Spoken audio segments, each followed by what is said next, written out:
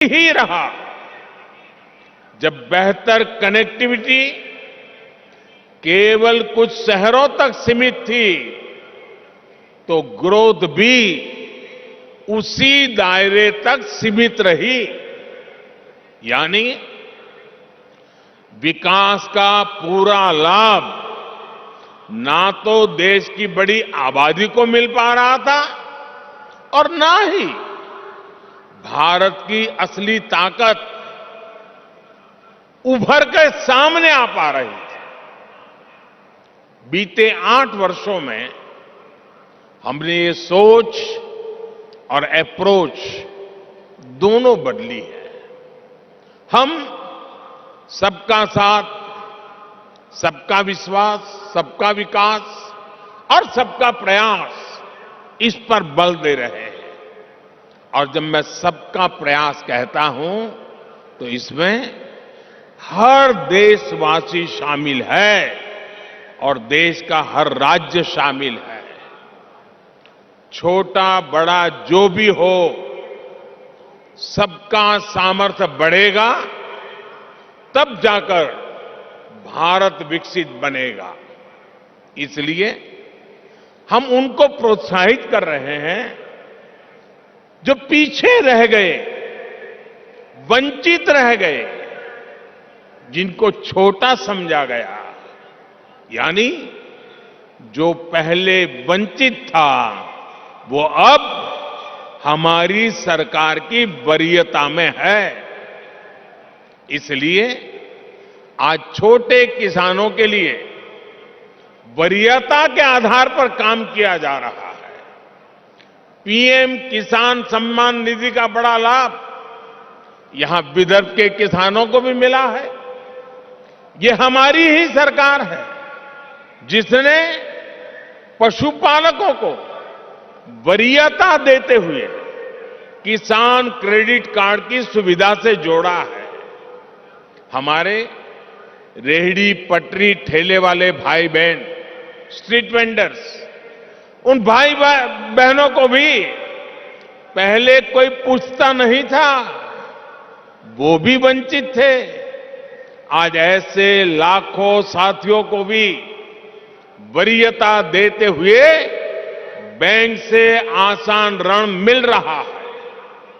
साथियों, वंचित को वरीयता, वंचित को वरीयता, इसका एक और उदाहरण हमारे आकांक्षी जिलों का भी है।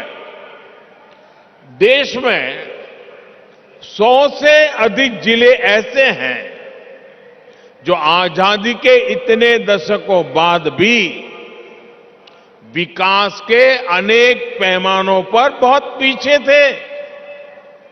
इनमें से ज्यादातर आदिवासी क्षेत्र थे, हिंसा से प्रभावित क्षेत्र थे। इनमें मराठवाड़ और विदर्भ के भी अनेक जिले शामिल हैं। बीते 8 वर्षों से हम देश के ऐसे ही वंचित क्षेत्रों को तेज विकास की ऊर्जा का नया केंद्र बनाने पर बल दे रहे हैं। आज जिन प्रोजेक्ट्स का लोकार्पण और शिलान्यास हुआ है, वे भी इसी सोच और अप्रोच का प्रकट रूप है। साथियों, आज आपसे बात करते हुए मैं महाराष्ट्र के लोगों को, देश के लोगों को भारत की राजनीति में आ रही एक विकृति से सावधान भी करना चाहता हूं। ये विकृति है शॉर्टकट की राजनीति की। ये विकृति है राजनीतिक स्वार्थ के लिए देश का पैसा लुटा देने की। ये विकृति है करदाताओं की गाढ़ी कमाई को लुटा देने की। शॉर्टकट अपनाने वाले ये राजनीतिक दल, ये राजनीतिक नेता देश के हर करदाता के सबसे बड़े दुश्मन है, जिनका मकसद सिर्फ सत्ता में आना होता है, जिनका लक्ष्य झूठे वायदे करके सिर्फ सरकार हड़पना होता है, वो कभी देश नहीं बना सकते। आज एक ऐसे समय में जब भारत अगले 25 वर्षों के लक्ष्यों पर काम कर रहा है, तो कुछ राजनीतिक दल अपने निजी स्वार्थ में भारत की अर्थव्यवस्था को तबाह कर देना चाहते हैं।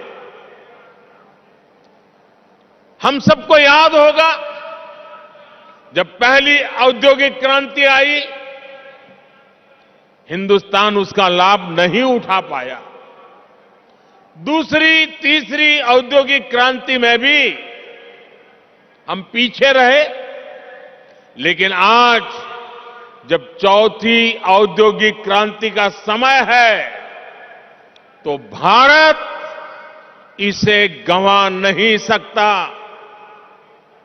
मैं फिर कहूंगा, ऐसा अवसर किसी देश के पास बार बार नहीं आता। शॉर्टकट से कोई देश चल नहीं सकता। देश की प्रगति के लिए स्थायी विकास, स्थायी समाधान के लिए काम करना, एक लॉन्ग टर्म विजन बहुत ही जरूरी है। और स्थायी विकास के मूल में होता है इंफ्रास्ट्रक्चर।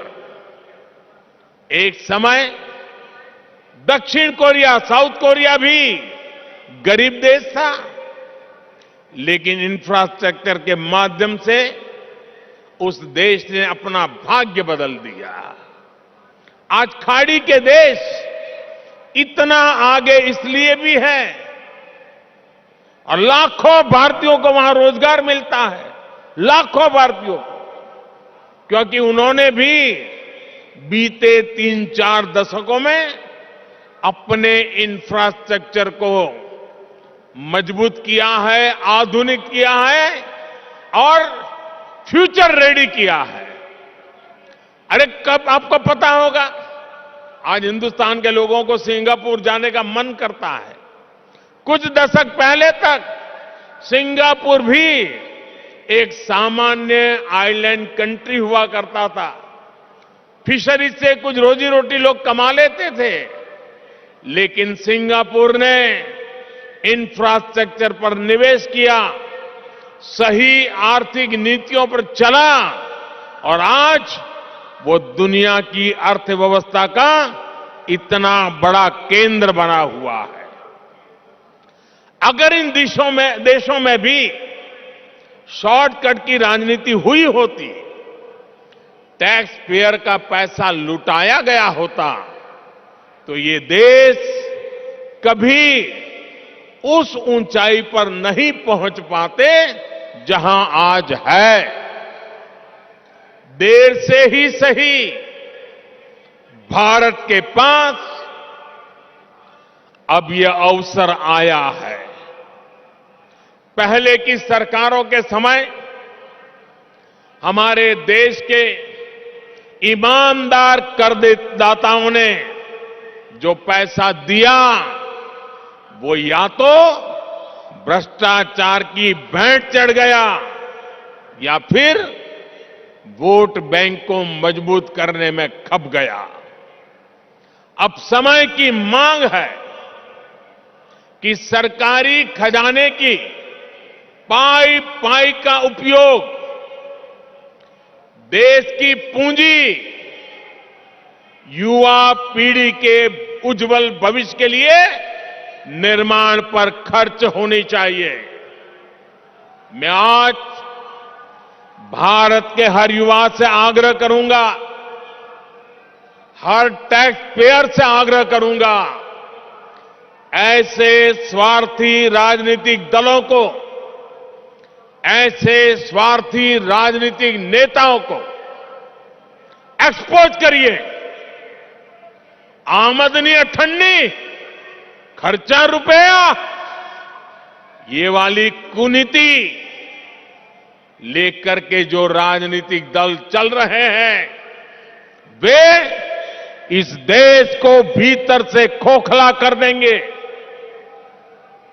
दुनिया के कई देशों में हमने आमदनी अठन्नी, खर्चा रुपया, ये ऐसी कुनीति की वजह से पूरी अर्थव्यवस्था को तबाह होते देखा है। हमें मिलकर भारत को ऐसी कुनीति से बचाना है। हमें याद रखना है, एक और आमदनी अठन्नी, खर्चा रुपया, ये वाली दिशाहीन कुनीति और सिर्फ स्वार्थ है। वहीं दूसरी ओर देश हित और समर्पण भाव है, स्थायी विकास, स्थायी समाधान का प्रयास है। आज भारत के युवाओं के पास जो अवसर आया है, वो हम ऐसे ही जाने नहीं दे सकते। और मुझे खुशी है कि आज देश में स्थायी विकास और स्थायी समाधान को सामान्य मानवी का भी जबरदस्त समर्थन मिल रहा है। अभी पिछले सप्ताह गुजरात में जो चुनाव के नतीजे आए हैं, वो स्थायी विकास और स्थायी समाधान की आर्थिक नीति, विकास की रणनीति का परिणाम है। मैं शॉर्टकट अपनाने वाले ऐसे राजनेताओं को भी विनम्रतापूर्वक, आदरपूर्वक कहूंगा कि स्थायी विकास के विजन को समझिए, उसके महत्व को समझिए।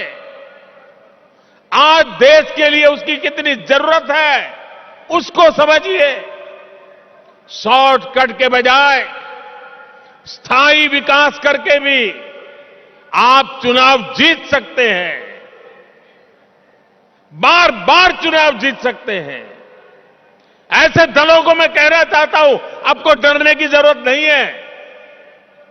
मुझे विश्वास है, जब आप देश हित को सर्वोपरि रखेंगे, तो शॉर्टकट की राजनीति का रास्ता भी जरूर त्याग करेंगे। भाई और बहनों, एक बार फिर महाराष्ट्र के लोगों को, देश के लोगों को इन परियोजनाओं के लिए मैं बहुत बहुत बधाई देता हूं। और मैं मेरे नौजवान दोस्तों से कहता हूं, ये जो मैंने आज 11 सितारे दिखाए हैं, जो मैंने आज 11 सितारों की आपके सामने गिनती की है, ये 11 सितारे आपका भविष्य गढ़ने वाले हैं, आपके लिए अवसरों को जन्म देने वाले हैं। और यही रास्ता है, यही रास्ता सही है।